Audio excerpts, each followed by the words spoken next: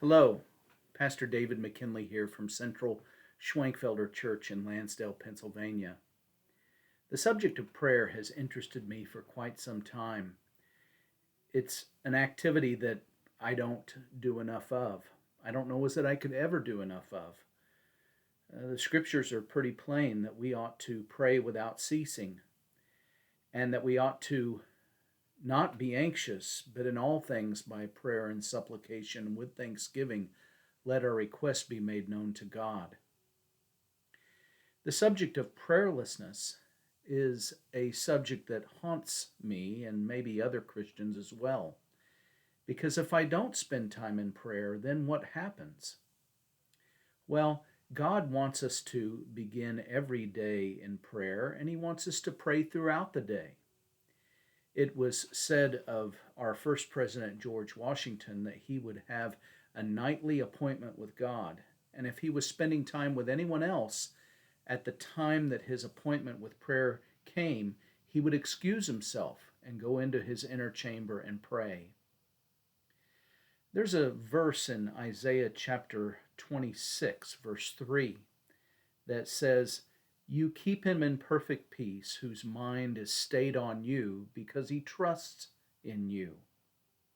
And so prayer ought to be the highest priority in our lives, because if we don't pray, then we rob ourselves of the blessings that come from being in the presence of the Lord.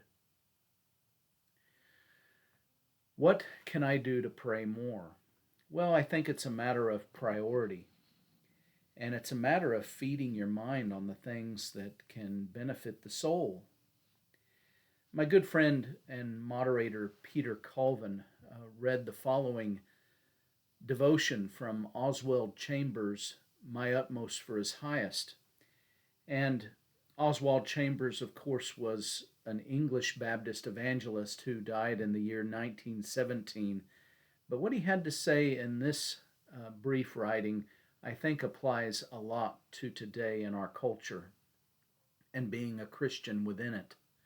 He said, "Starvation of the mind caused by neglect is one of the chief sources of exhaustion and weakness in a Christian's life. If you've never used your mind to place yourself before God, begin to do it now. There is no reason to wait for God to come to you. You must turn your thoughts and your eyes away from the face of idols and look to Him and be saved. Your mind is the greatest gift that God has given you, and it ought to be devoted entirely to Him. You should seek to be bringing every thought captive to the mind of Christ." 2 Corinthians 10, verse 5. This will be one of the greatest assets of your faith when a time of trial comes, because then your faith and the Spirit of God will work together. Starvation of the mind because of prayerlessness. Those are convicting words. And hopefully it motivates us to pray more, to know that when we fail to pray, we rob ourselves of the gifts that God has for us by being in His presence. People on the average spend 3 to 5 hours a day on their cell phones. And the cell phone is an item of entertainment as we go through different reels, as we check our calendar, as we text our friends and family members. But the cell phone nor anything else should stand in the way of prayer.